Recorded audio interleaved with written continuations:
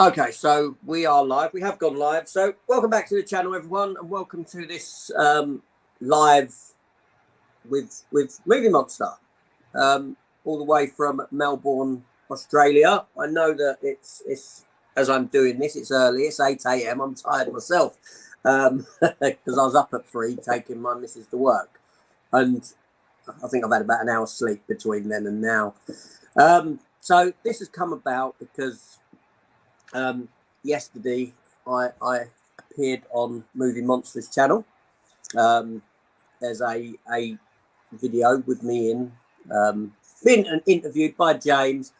He asked me to come on with my 5 favourite films, which I tried to do, but because I've never done a 5 favourite films video, I sort of opted for 5 films that sort of meant a lot to me. But probably a lot of them do make it into that top 5, top 10 videos. So yeah, there we go. So that's come back. So my video, make sure you go over to the Movie Monster channel, which I will link in the description below, and you can go and see what 5 films I brought to the table for James. So it's only a short video. It's only half-hour long.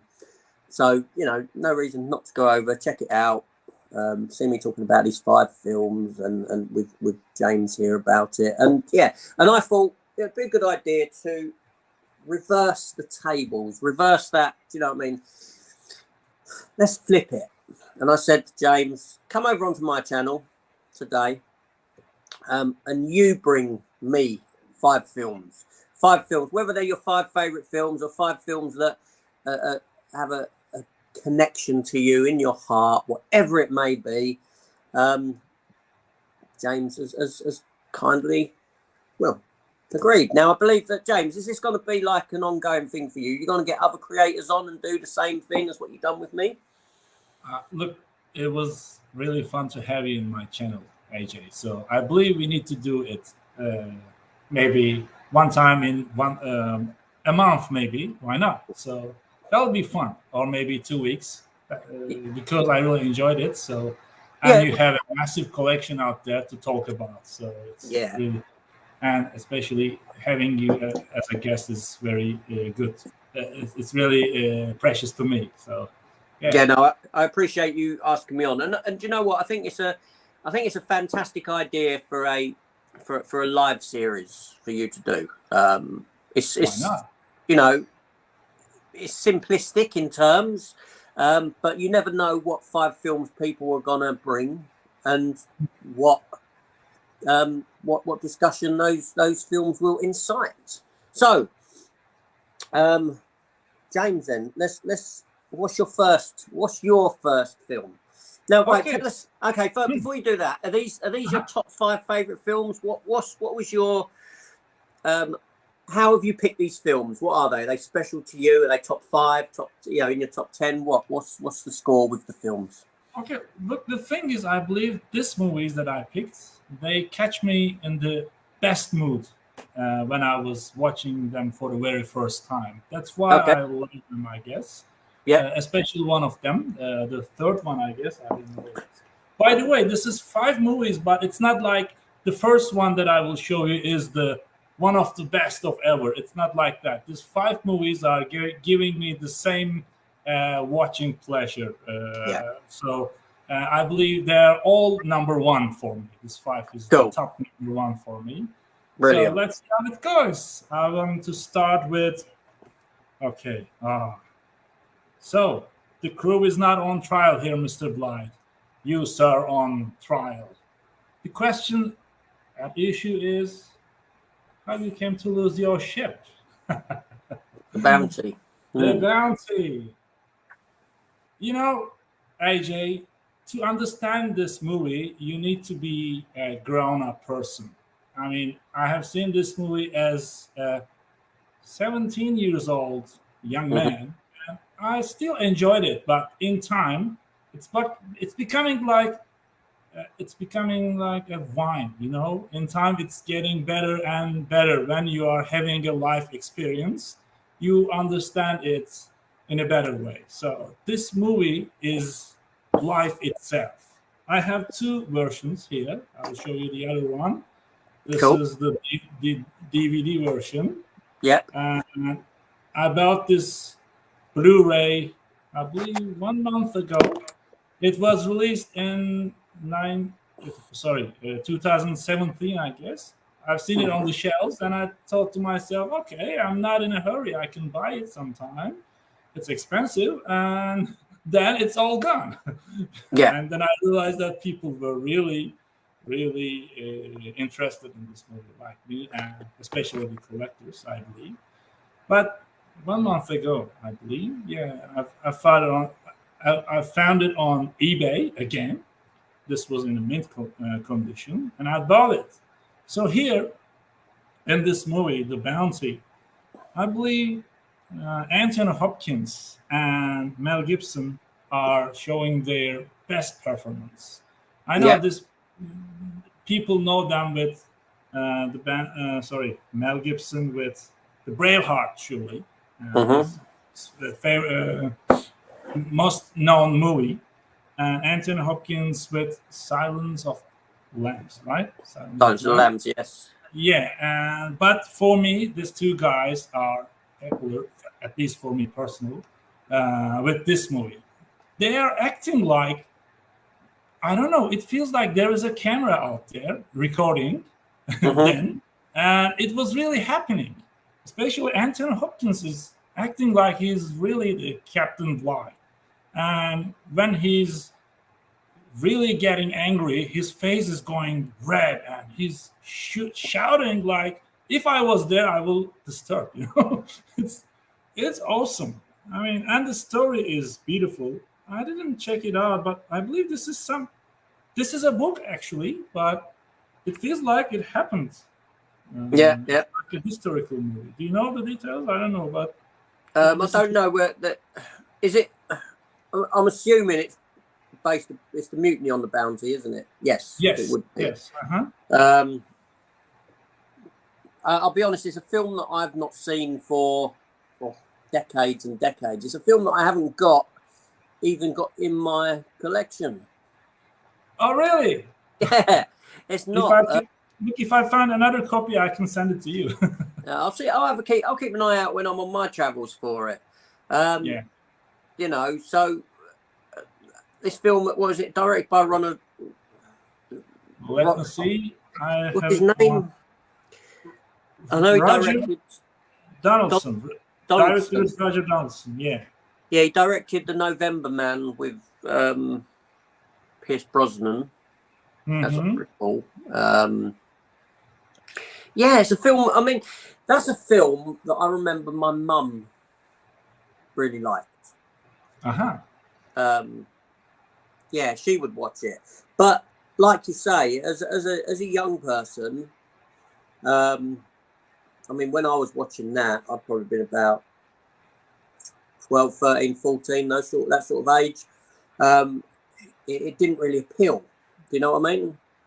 But it's funny because the other day I picked up Master and Commander, and I said that and I started watching Hornblower series, and I was saying that there's not enough sort of films set during that sort of era, you know, on the ocean type of thing. Because so I may have to revisit that one. That's a interesting pull. Yes. So let me I've got a couple of comments. So Stephen Luther's in. He's from America, in Sacramento. Hi, Stephen. How you doing? And also we've got Luke's Films Unboxing. Luke's coming on to my live stream sometime in the next few weeks. Saying The Bounty, fantastic film. Also Liam Neeson's 5th appearance. Yes. Yeah, I didn't even remember Liam Neeson was in it. There we go. He's very young there. Is he? Yeah. So he hasn't yet developed his set of skills yet in that one. But he's still acting good there. I mean, he's one of the crew, and actually he's, how can I put it there? He's the one of the people who takes the ship from the Captain Bligh. So yeah. He's a villain there. It's quite funny when I didn't realise, because when we were having our discussion yesterday, again, anyone who's just jumped in, Luke or that, if you go over to Movie Monsters channel, there's a similar video on his channel that came up yesterday of me bringing 5 films to the table and discussing them. And this is a reverse of that. So go over and check that out. But yesterday, it's funny, James, because it dawned on me that we were talking about The Punisher. We're talking about Jaws. Obviously, you've got and you mentioned Blue Thunder, being Roy Scheider. You know, Roy Scheider being in The Punisher as the Punisher's dad. Roy Scheider being the star of Jaws. And I don't know if you noticed, but I was actually wearing yesterday a Sequest DSV T-shirt. It wasn't planned, but obviously Sequest DSV being Roy Scheider's TV show. That was just all coincidence. That was that just dawned on me after the chat. I thought I'd mention it, but there we go. Yeah, it happens. Yeah. Yeah. Wow. But anyway, so moving on. What have you got? The second pick. So the bounty is gone. The second one is a Western. Okay. Oh, the light. Sorry. Can you see it now? The Last Outlaw, Mickey Rourke.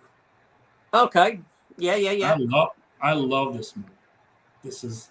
I don't know if you know the story. Basically, it is this guy is a commander in South Army in Civil War in America, and he has some soldiers with him.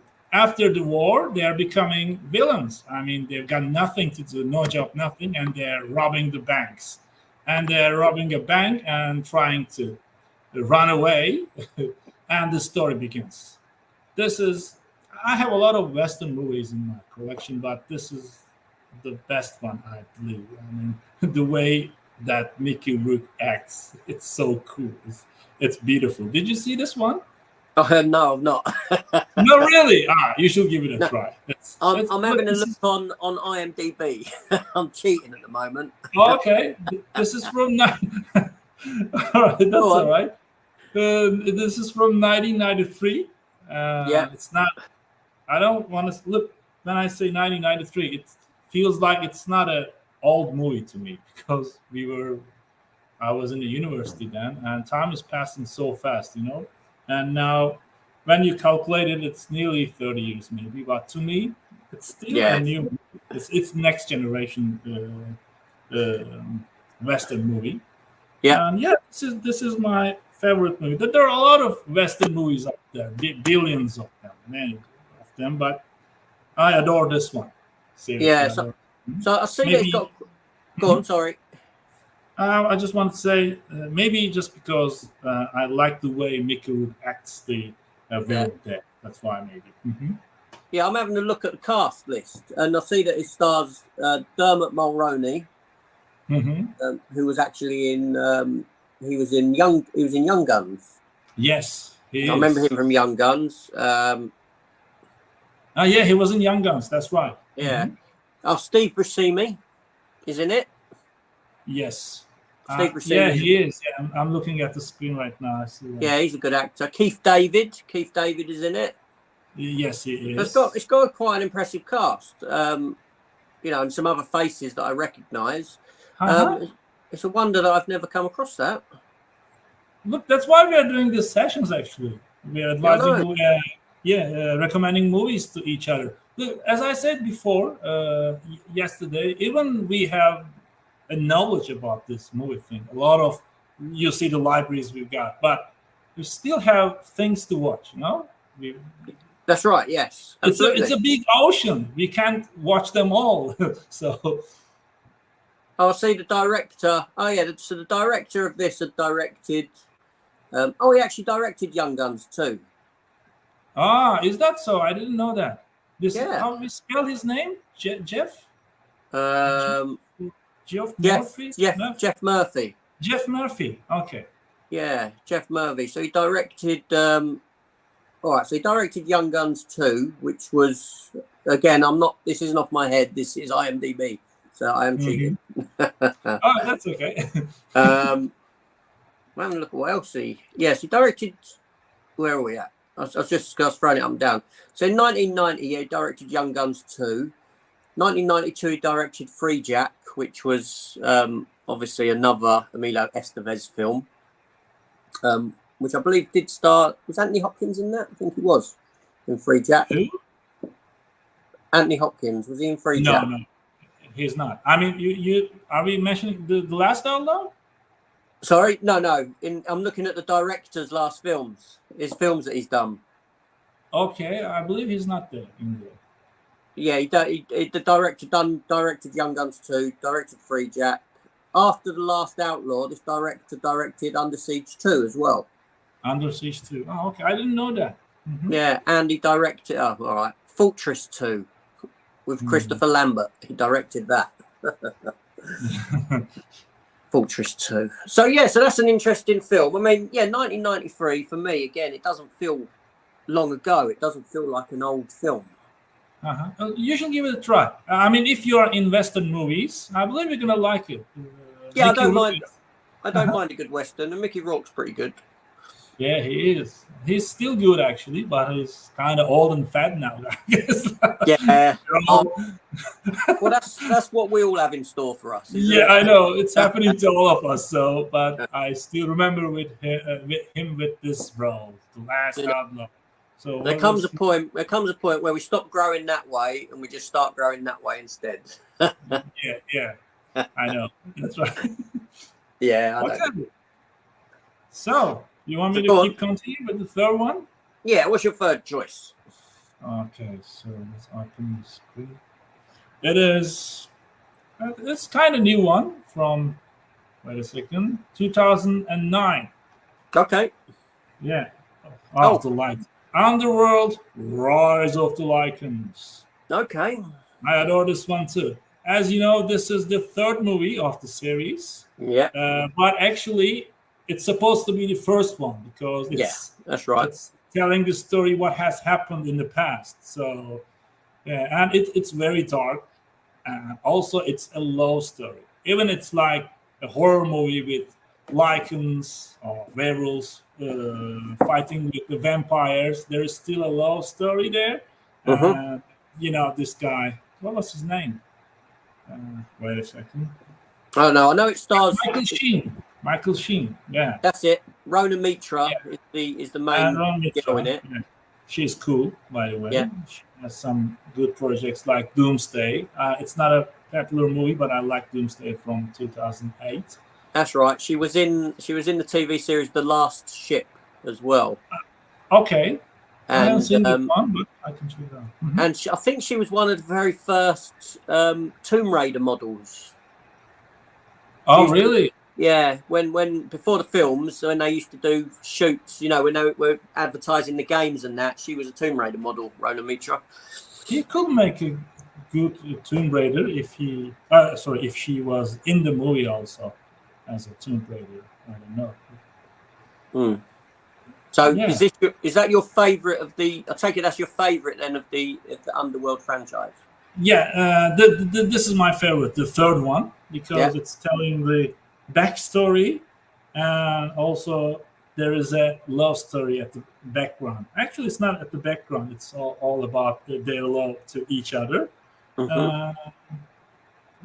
This is a good movie. This is not for the general audience, I believe. Yes, everyone has seen it.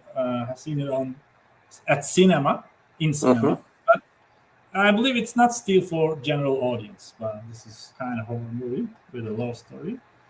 Yeah, I adore it. I really like it. And this is my third movie in my list 5 series.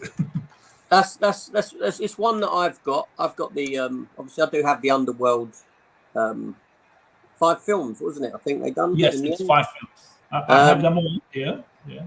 I just prepared them. If you ask some questions, I just did my. All right. I do feel with Underworld that later on, when you got to the 4th and 5th one, I found that they were very interchangeable with Resident Evil.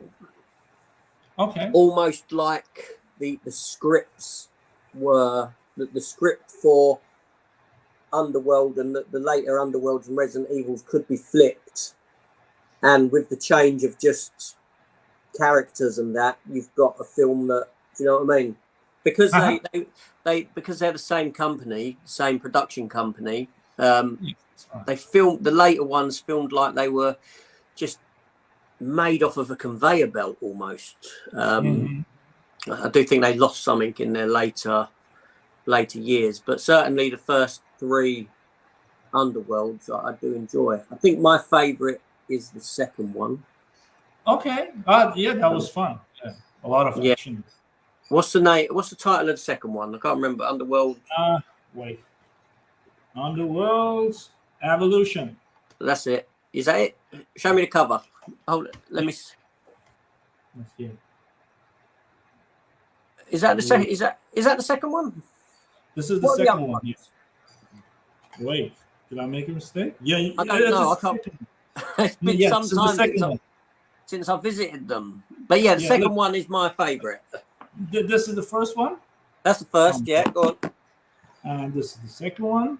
Yep. You have seen the third one, my favorite, which is this is fourth one, Awakening. Yeah, and what was the fifth one called? Blood Wars. That's it, yeah, blimey. Yeah, so my favourite was this is the last one. Yeah, see, if you put them in front of me, I probably couldn't even, well, apart from the first and third, and looking at the back, I would need to determine the second one out of them all. I haven't, again, films I haven't visited for quite some time, but they do form part of my collection. Okay. I do like Kate Beckinsale. Yes, she's a good. Luke just shows up. Luke says The Bounty, fantastic. Oh, we had that one. Sorry. Luke said another great Western movie is The Magnificent Seven. It is indeed. Yeah. I believe Luke is telling the first one, the original one, I guess. Yeah. But I quite enjoyed the remake. Remake is good too, isn't it? I enjoyed it. Yeah. Denzel. It's a high budget movie with a lot of people inside, famous people. Yeah, no, that's right. And Luke also says Bill Nighy was great in the Underworld trilogy as Victor. Yes, we should mention him too. Yeah, Victor. Bill Nighy's a fantastic actor. He is. And he has actually, he's not just an actor. He was playing in the theaters also. That's right. I mean, so that's why he's acting like it's theatrical way. Yeah. Yeah, I mean most British actors are theatrically trained, aren't they? The way they speak English is awesome. Yeah, no. I wish I could do that. You need to born with that. I know, but yes. Oh no, it's something else to listen to, isn't it? It's yeah. I got to agree. But Bill Nighy, not only is he, I mean, he's good in everything he does, and he's got great comedic timing as well. When he does comedy, he's very good with it. I would love to have seen him actually do Doctor Who. I thought he'd have made a fantastic Doctor. Are you watching Doctor Who series, by the way? Because I've never been watching. Yeah, I do watch Doctor Who. Yeah. Really? Yeah. Maybe I should give it a try. But there are a lot of seasons to watch, I guess, because it started many years ago.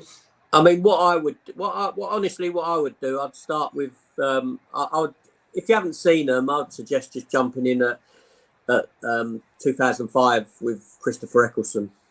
Okay. And working from there. That's what I would do. Okay. In my, I do have Doctor Who's in my collection, but again, they only stem from the 1996 movie up through the 2000s to now. And that's not because I don't like the earlier Doctor Who's. I do. I grew up on them, but there's so many of them that I don't think I'd ever rewatch them. I don't think I'd have the time to rewatch them. I'm checking it on the screen right now. Yeah, okay. I'll give it a try. So the newer era. So because Doctor Who, it was cancelled in like the late 80s, I believe. Then you did have a film in 1996 starring Paul McGann, which was very good. I enjoyed that. I do have that. I consider that sort of my starting point for collecting. And then in 2005, we had a new era of Doctor Who start to a new audience. and that's where I would personally jump into it. Okay. I wonder which streaming platform has it. Doctor Who 2005. I have no idea back over in. Prime Video. Oh, I have Prime Video, so I will give it a try. Definitely. And there you go. Share my option. Share my thoughts with you. Yeah, no, yeah. If it might not be for you, you don't know, dear. But unless you try, you don't know. Okay. So go on. What's your second film then, or second to last? This is fourth film, isn't it? Or second film if you're working backwards. Okay, The Bounty, The Adlo, The Last Adlo. You should definitely give it a try. I've made note of it. So the other one is, look, I have the DVD set with 3 movies and also a VHS tape. I will start with the VHS tape, which might be cool. Look at that. How do you spell this? Legionnaire? Legionnaire, yes. Legionnaire. Okay. Off the light, sorry. Van Damme in the French Foreign Legion. Van Damme. This is another guy who has a lot of famous movies, and people know him with Bloodsport or whatever. But I like him with Legionnaire. I've seen this movie in the cinema with my mother and father one weekend. I was in the university. Yes, 1998 in the university. And I enjoyed it a lot. Have you seen this one? I've actually got it in the collection, yeah. So for the people who are watching this live show now, I'll just tell the story a little. This guy in the movie, he is a boxer. He's fighting, and some mafia guys wants him to make a cheat because they want to earn money on him, but he refuses it. And then they're threatening him to kill him, and he's just jumping into an office of legionnaires, and he's becoming a soldier. They're sending him to fight in the middle of nowhere in the desert, and that was fun. Yeah, this is not a very famous movie, but I don't know why, but I really adore this movie. I like it, and I have this DVD here, but this is a 3 collection set, so it has Inhale and Wake of Dead also. I have this 2 as a separate disc, and I bought this set for the Legionnaire because I didn't see the separate one, so I have the DVD also. Yeah, I've got all 3 of them actually myself. Really? Yeah. So you're a fan of Van Damme too? Yes, yeah. More of a later fan of his. Back in the day when Van Damme first came about, because obviously you had your A-list action stars, which were your Arnie's and your Schwarzeneggers and that. And then you sort of had a B-list level action star, which for me was more Van Damme and Steven Seagal. But back then I was more of a Seagal person rather than Van Damme. But then more recently or later on in life, I sort of got into Van Damme stuff more. When you said Steven Seagal, I see his movies at op shops sometimes, and I just wanted to buy it. And all right, let's give it a try later. But we say something in Turkish. I will try to translate it for you into English. You put the watermelon idea into Donkey's mind. So I believe next time if I see that Steven Seagal movie, I'll buy it. I think for Seagal, it's his earlier films that were right. His later films, not so much. Okay. I think Van Damme had better, his later films. I think Van Damme's films are more consistent than Seagal's. So is this your favourite Van Damme film? It is. It is. I know. Maybe look, as I said before at the opening of this live show, maybe I was in the mood when I was watching it for the very first time.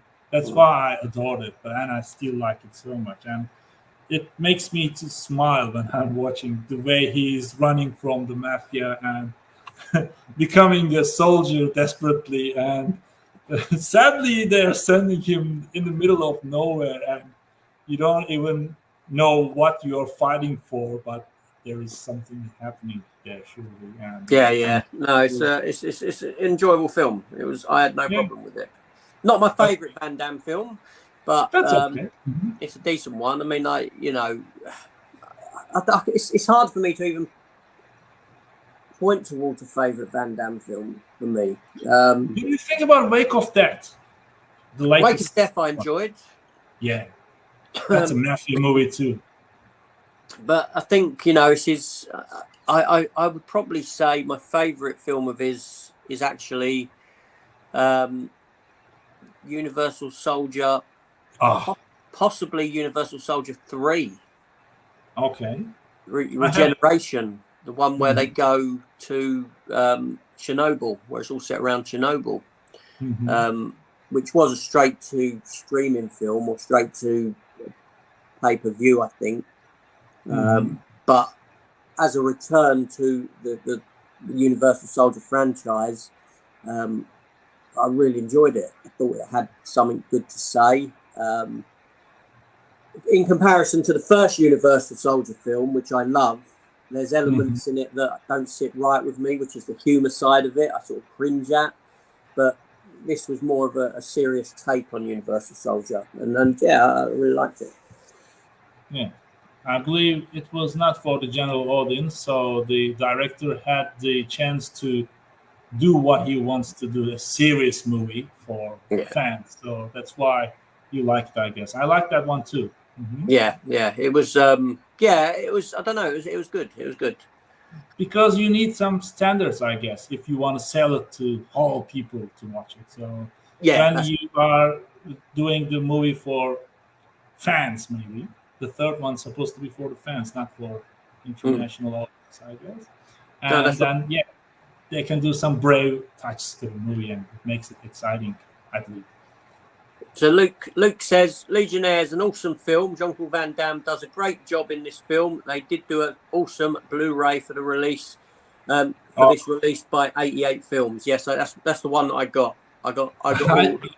I saw that. I believe I buy that. My wife's gonna kill me because we had 88 becoming the movie auction. Over here Luke's right there. We had a series of Van Damme films released by 88 Films. I think there was maybe 8 or 9 films released over a few months, and they come with a lovely metallic looking slip, shiny looking, numbered.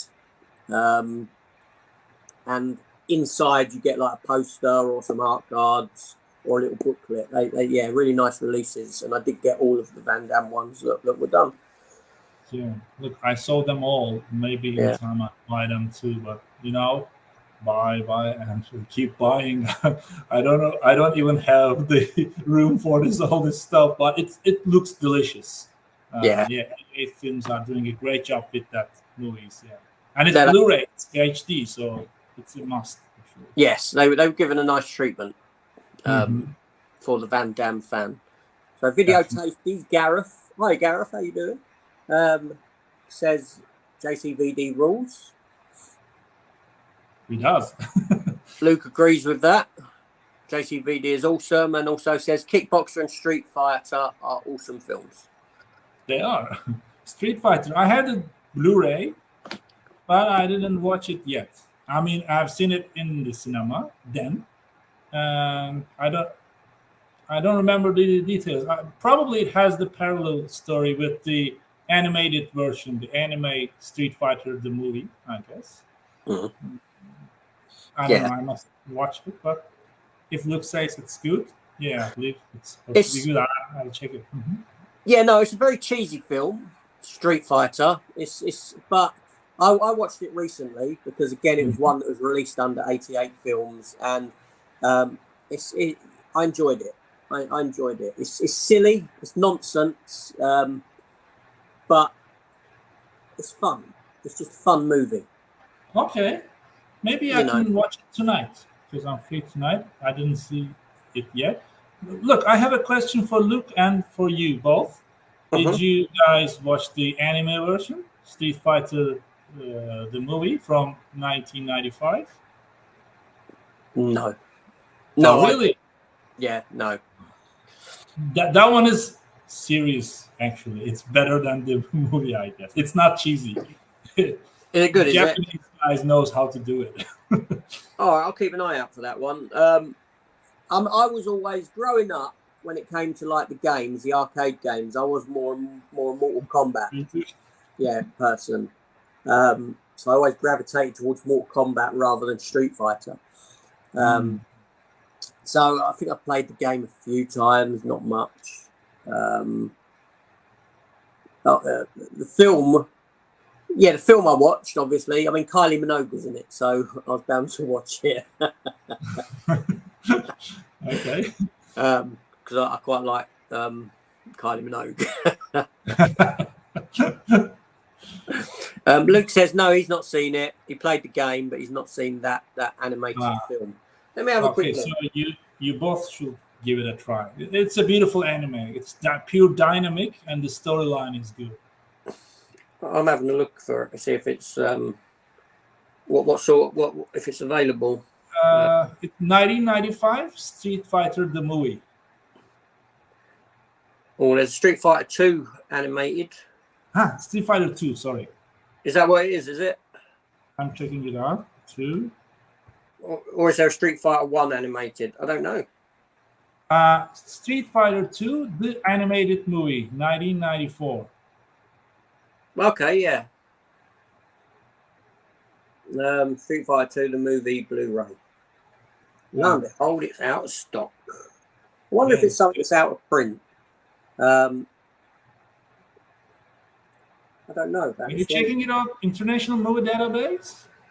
No, I'm actually checking on Amazon. Amazon, okay, because there is a trailer there.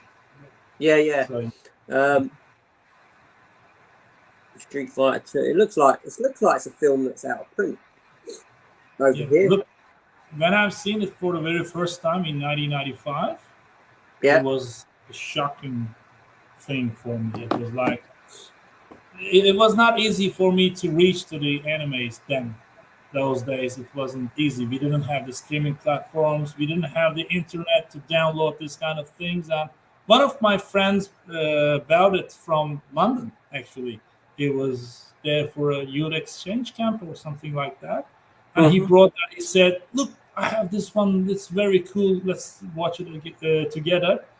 And when I've seen it, oh my God, that was awesome then. And still awesome. I have the DVD now, released by Manga Entertainment. Yeah. Cool.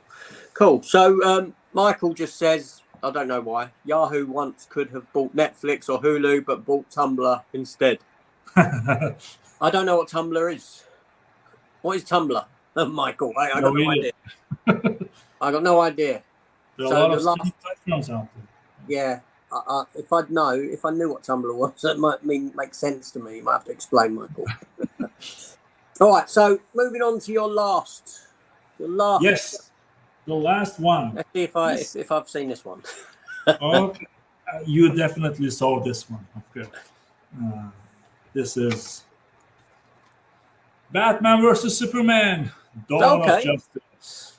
All right, interesting. I have seen this maybe 100 times, I guess. I adore this one. I like the way Zack Snyder is shooting this movie. It's serious. It's not for. It's supposed to be for general audience, and I know Warner Bros. Was so angry with him because of that. But he was making this movies like real life thing. What if Superman and Batman were real? That makes it better, I guess.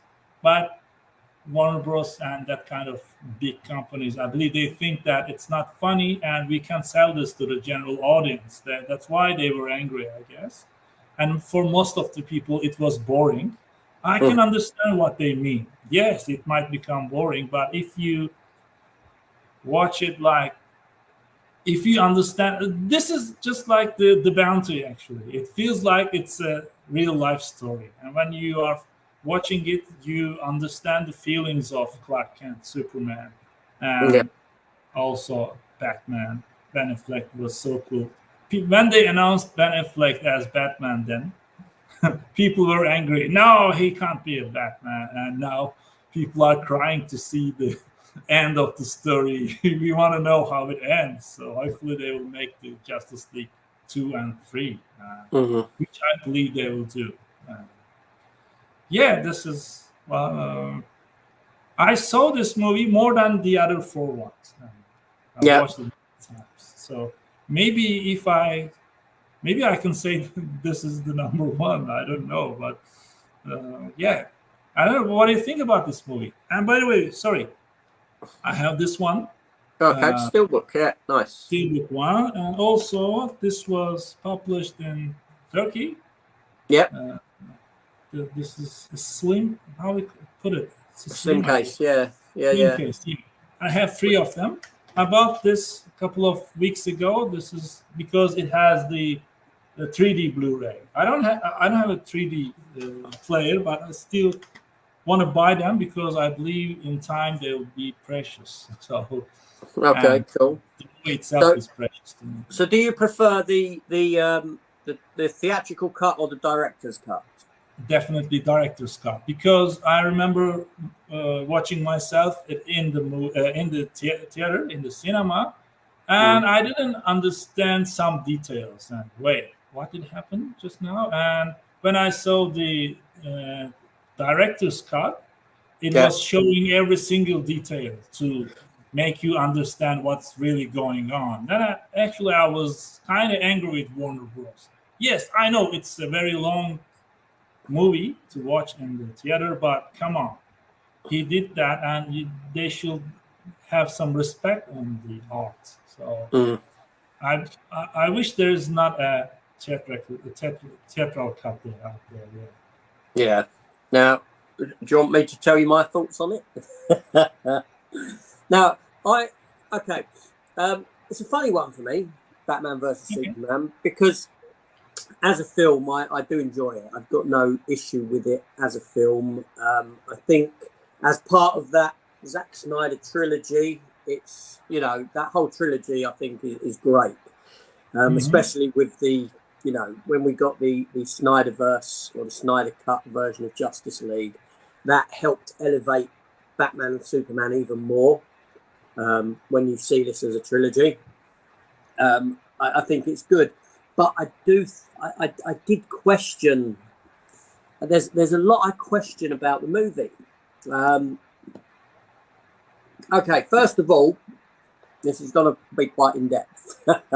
First of all, I believe that obviously Man of Steel came out, and it didn't make the sort of money that Warner Brothers wanted. Yes. If I recall, Man of Steel made something in the region of maybe 650 to 700 million.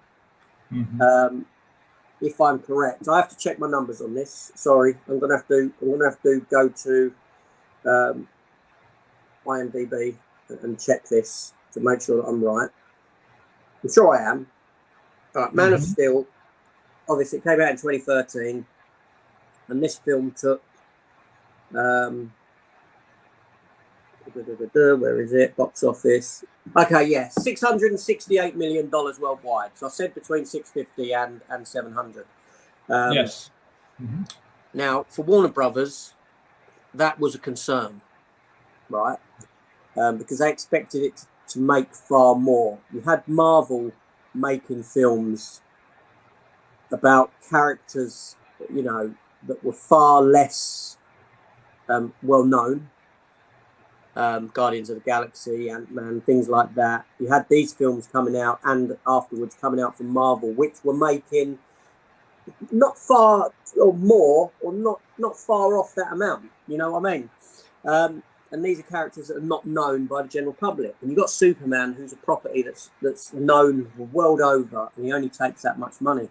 So Warner Brothers were worried, and it's no lie that Warner Brothers have got no faith in the character of Superman whatsoever, right? Because after 9/11, events like that, the world changed. People embraced more of a sort of dark darker tone in stuff, more of a cynical view on life. And something like Superman, which is all about hope and brightness and good and the good in humanity, was kind of outdated, very much outdated. I'm hoping that's sort of changing now, but that's where we were at. So when it came to them doing a Superman 2 or Man of Steel 2, they decided we want Batman in it. Because Batman's our trump card. Batman's our bank machine, essentially. We've just come out of the Nolan trilogy, and the latter two Nolan films made over $1 billion each. If we put Batman into Superman 2, inevitably this film's going to make over $1 billion, which is what we want. Because Marvel are doing it, or nearly doing it at that point. That's what we want now. We want a piece of that pie. So Batman versus Superman was created for that sole reason. So cynically, it was a cash grab. The film then came out, and again, I'm not checking. I don't know if you can pull it up on your computer if you want to check it, but I think Batman versus Superman made in the region of $850 million worldwide. Again, not the money that Warner Brothers wanted. You know, any film to make $850 million is fantastic. Any film to make $650 million is fantastic. But the studios are greedy and they want more. So thusly, yeah, Batman vs Superman was born for that reason.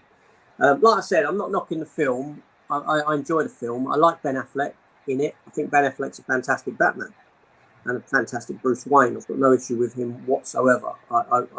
And I'm gutted that we never got to see a solo Batman film with him in. The other problem that I have with Batman vs Superman is that it combines two of the greatest DC comic book stories and essentially ruins them, which is The Dark Knight Returns from Frank Miller, and Superman, The Death of Superman with Doomsday. That's right.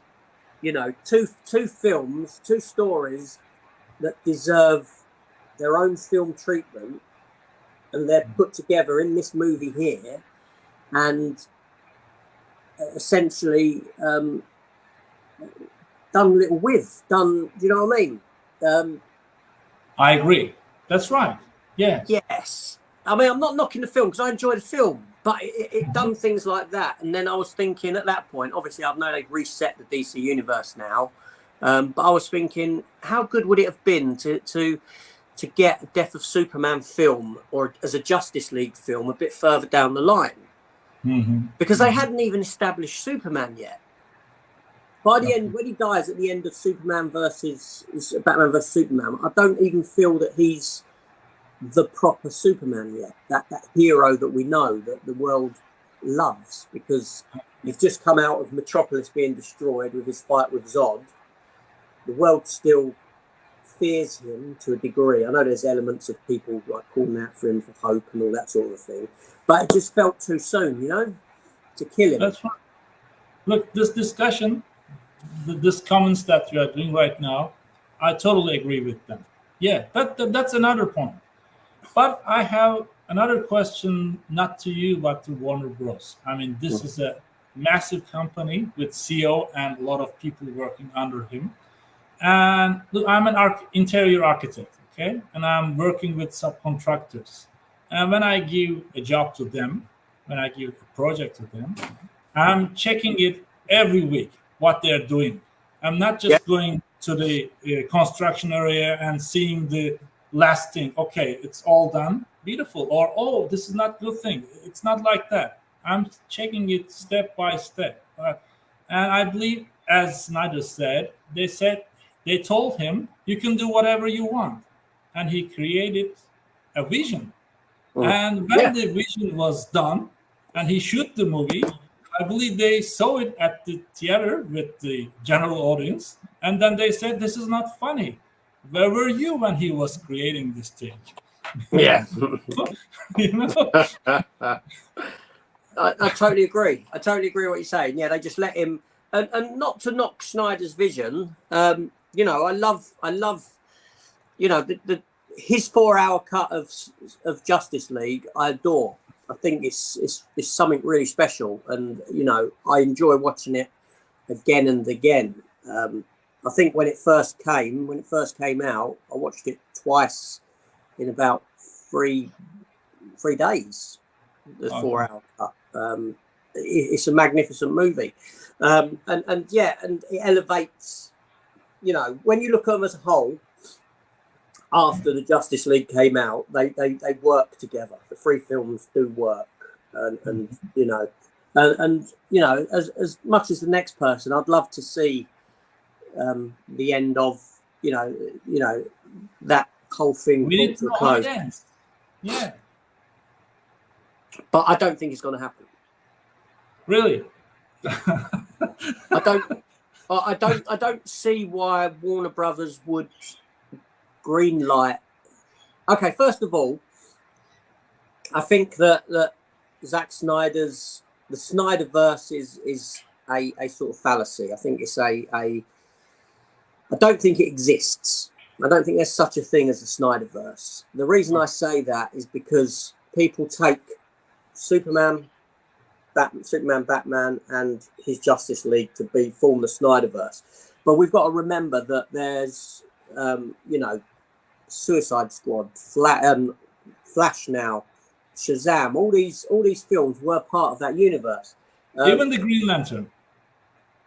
Yeah, I suppose. Yeah, Zack Snyder was not the architect of. He's not the Kevin Feige or the Kevin Feige of DC. Yeah. That's they had other people come in and do their other films set in this universe. I think that with Warner Brothers cancelling their that universe and starting to create a new universe under James Gunn, I don't see why Warner Brothers would allow someone else to take these characters and make different films that essentially would go up against their new films, if that makes sense. Sorry. Yes, I'm listening. No, go on. But if I was James Gunn, I will help Zack Snyder to finish his vision. I don't know. It will take maybe 3 years, 4 years, but without finishing that vision, starting a new one, I don't know. Maybe I'm just looking at this thing as a fan, and that's why I'm telling this. But I also have a huge respect on James Gunn. I like that evil Superman movie. What was the name of that? Brightburn. Brightburn. That was awesome. My wife doesn't like it. Yeah. She doesn't like the storyline, but I like it. I adore it. Seriously. But after this stopping the vision of Snyder, and as you said, it's not Snyder by himself. He's not the king of everything. Of course, there are directors out there, and we need to see the Ayer cut also. Ayer cut. That's another issue. Because that movie, I believe it was totally connected to the Justice League movie, but we didn't see that vision at all. They changed it all and just made it a standalone movie, which was rude, I guess. And as I said before, where were they when these guys are shooting the movies? Did they really see it in the cinema with us? That's unprofessional. Yeah, it's all made by committee, isn't it? Yeah, I know. Essentially, but yeah, I mean, the other part of the reason why I don't think Warner Brothers would do it is because if you imagine from Warner Brothers' perspective, we're starting this new universe. So we're working on our own new Superman film and all this sort of thing, and allow Zack Snyder to finish off Justice League 3 and 4. 2 and 3, sorry. Could you imagine? They can do that separately. I know, but could you imagine if audiences gravitated towards Snyder's stuff while rejecting James Gunn's stuff? That's right. You know what I mean? Warner Brothers wouldn't know where to stand at that point. They'd have egg on their face completely. And also, you've got to remember that the only reason really that the Snyder Cut version of Justice League got done was because the sort of stars aligned, in the sense that we had COVID, right? We had HBO Max starting, their new streaming service, and Warner Brothers wanted something big on there, right? So that was when Warner Brothers decided, let's do the Justice League cut, because we got nothing else in the works, because COVID has closed everything down, and this is practically in the can almost. A bit more money into it, and we can release it. Also, Warner Brothers were hoping that releasing it would shut the fans up, would shut that loud fan base that kept screaming for the Snyder Cut, would shut them up. But here you go, you finally got what you've been after. Go away now, be quiet, don't want to hear no more from you, and they continue. But that's a professional way of seeing the things, actually. I haven't seen the things that way, actually, but now I took off my nerd glasses when you said this. Yeah, I believe that's right. I mean, they needed a project those days, and it really worked. But they put the gas on the fire, and we want more. Yes, yeah, they did. Yeah, it backfired. We need to know how it ends. The thing is, I mean, like I said, I would love. I'm not saying this because I don't want a Justice League 2 and 3. I'd love a Justice League 2 and 3. I really would. I'm just looking at it from from the business perspective, from what Warner Brothers are potentially thinking, the impact if they'd done it on their new universe. And it's just, I don't, that's right. The one thing that I will say that could possibly alter things is the Flash movie.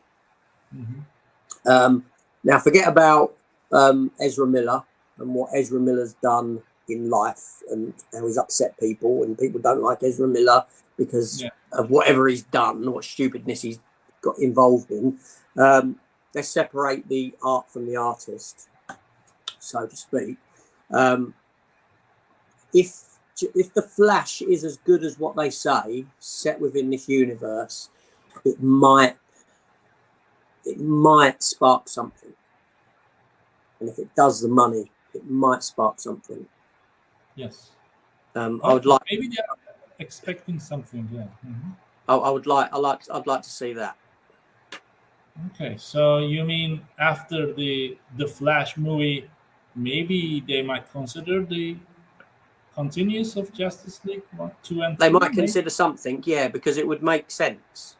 It's sort of like a film still set within that universe, within that Affleck Snyder universe, and there's elements of, even in the trailer for the Flash, when you see the bits where he's like slow-mo screaming with all the electricity, it feels very much like Snyder, scenes shot by Snyder in his stuff.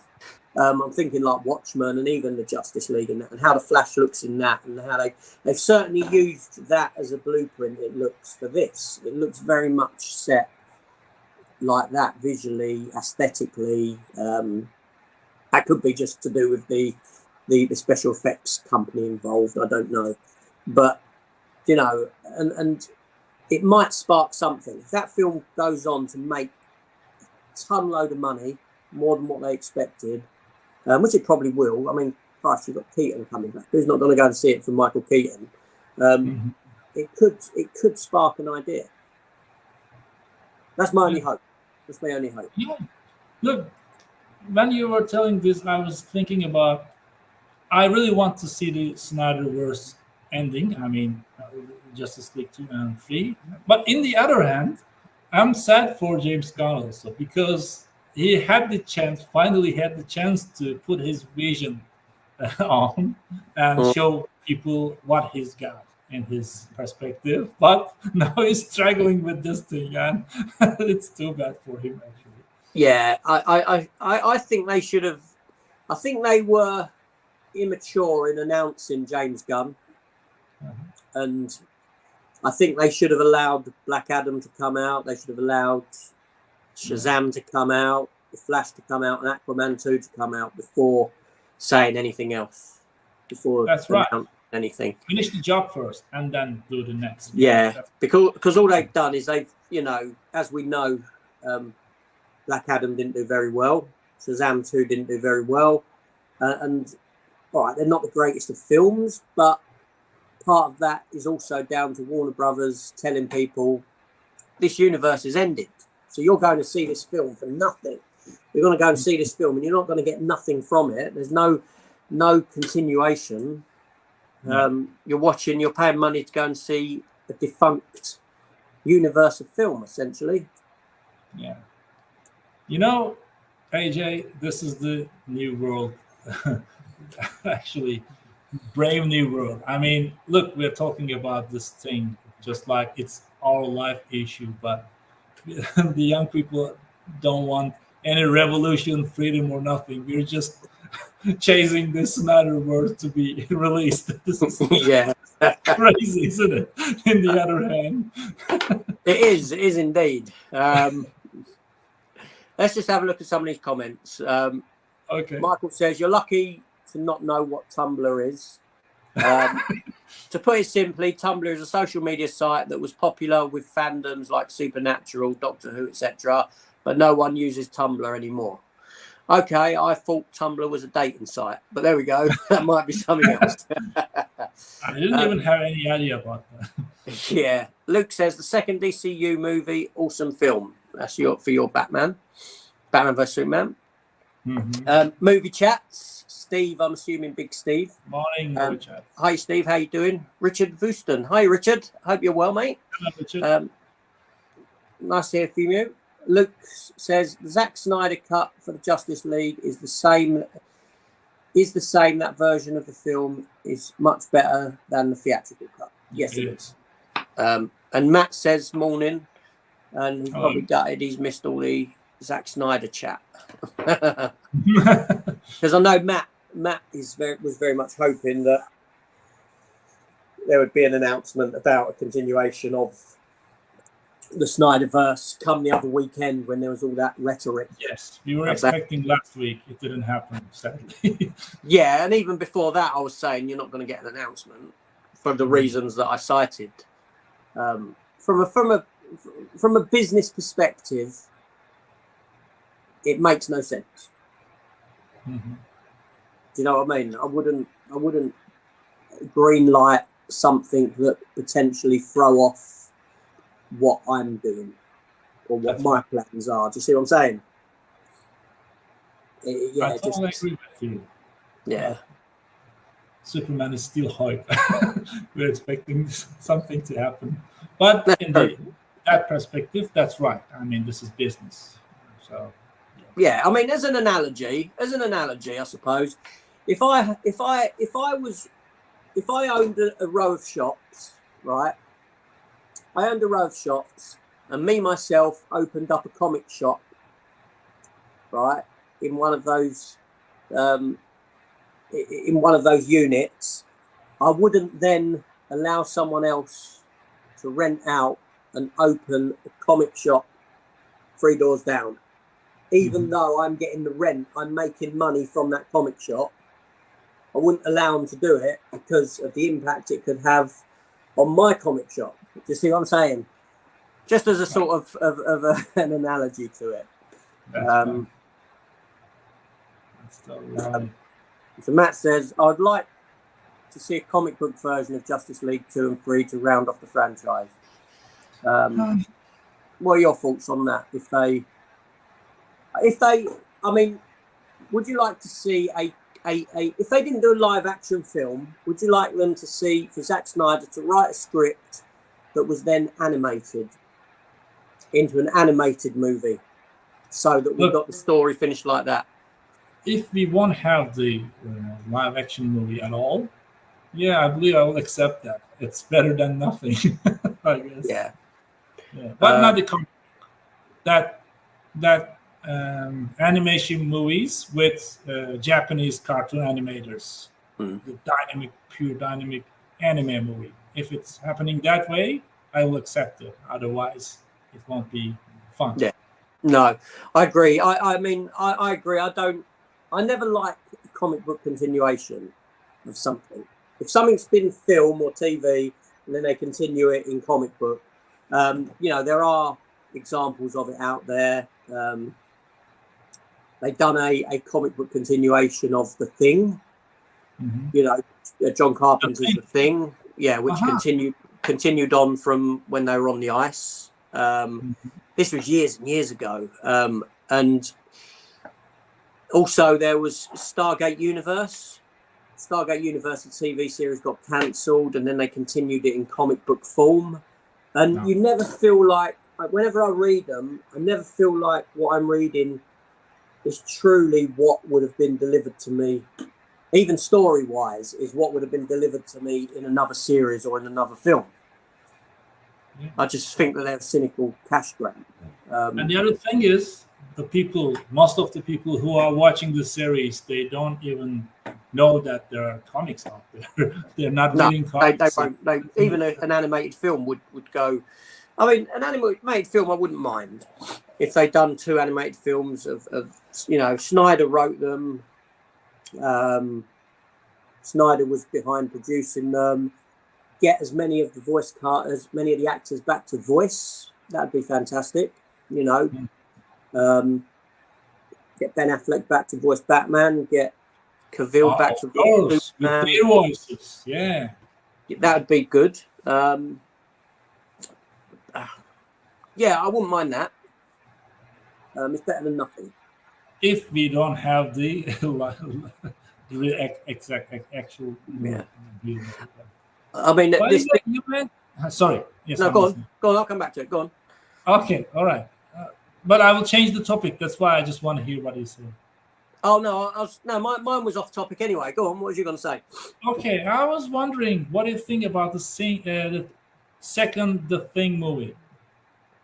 Oh, what the sort of remake prequel? Yeah, look, that's the mistake. It's not a remake. Actually, people thought that the classic original one is better than the remake, but it's not a remake. This is a movie telling the story what has happened before that movie. So it's completely that's right. Different. Yeah, so people are considering it like a remake, the same storyline, but they shoot it again, but it's not. So if it was, yeah, you can consider it like it's better, or if the original is better, but this is a whole different thing. And it's really good to know what happened in that camp, the Norwegian camp, It is. But the reason I used the word remake is because isn't it essentially the same film? It is not, yeah. You don't think it is? It's I mean, you end up, it starts the same and it ends up in the same place essentially, doesn't it? Okay. If See what I mean? Yes. I understand what you mean. There's so little that you can do with it on the ice that it just turns into essentially the same film. You've got a small group of people who are in this Arctic base and they find this alien life form that then they don't know who it's inside. It starts killing them. And it's essentially the same film. What do I think of the film? I don't think it's a bad film. I enjoy it. It's not as good as the 1982 one, obviously. But I would like to have seen them. I'd like to have seen the practical effects version instead of the CGI version. Oh, okay. The CGI thing, it's supposed to be high budget thing. Otherwise, when it's low budget, that one wasn't a low budget, but it wasn't feeling like real. Yeah, I know what you mean. When you use this, they were doing it better in 80s because they're using the real thing, real arms, real puppets and everything. That was and that's what they were doing in this one. That's what when they started filming it, that's what they were doing, and then they decided, no, let's do CGI. CGI doesn't look good. That part of the movie, yes, it doesn't look good really. But it's good to know what has happened in the Norwegian camp. Anyway. Yeah, no, I agree. It is. But it's exactly the same thing. They go through the same process of what happens in the American camp. I would like it. I think Matt said this as well, actually. It would have been nice to have seen it's actually all voiced in Norwegian and all subtitled. I think that would have made a bit of a difference. Yeah, that makes I wouldn't have minded that. Yeah. So let's just go through some of these. Snyder wants it, but it won't happen. But a comic book version is the best we can hope for, animated. Alan, Kermit's Ghost, morning, mate. Everyone is up crow's fart today. Well, I'm up early, but James isn't. What's the time over there, James? It's got to be about 6:10. 6 p.m. Yeah. That's why it's so early. And it's winter here. It's already dark. It's too bad. Is it? Nice. Yeah, this is parallel Earth, We are not even on the Earth, actually. That's right. It's daytime there. This is nighttime. Yeah. And yeah. Upside down Earth. Yeah. Matt says, or a mini-series on Netflix, maybe. That will be awesome. It would. It would. All acceptable. Morning, Alan. Morning, Matt. And Matt's asking, are you interested in Dune Part 2? I saw that they released it, but I didn't watch it yet. Did you? Have you seen the first one? Yes, I've seen the first one. On Netflix or some streaming platform. Did you like it? I like it, but my wife liked it better, I guess. She was fair enough. She read the book, so that's why she liked it a lot. She was telling me some details about, look, this is happening, that's happening. Yeah, that was a good movie, but it wasn't like, wow, look at this movie. I didn't feel that way, but it was all right. Yeah. Oh no, that's cool. That's cool. Frank Herbert's Dune. So, all right. Shall we wrap this one up, James? Yeah, sure. So what? Just anyone watching. So, what's your thoughts moving on? So, are you going to do another? Are you going to invite someone else on to do a 5-film thing? I think I will do that, starting with Matt. I already wrote a comment there. You saw that on my video. I did see it. That's why I said it. Yeah. Matt is the second, I guess.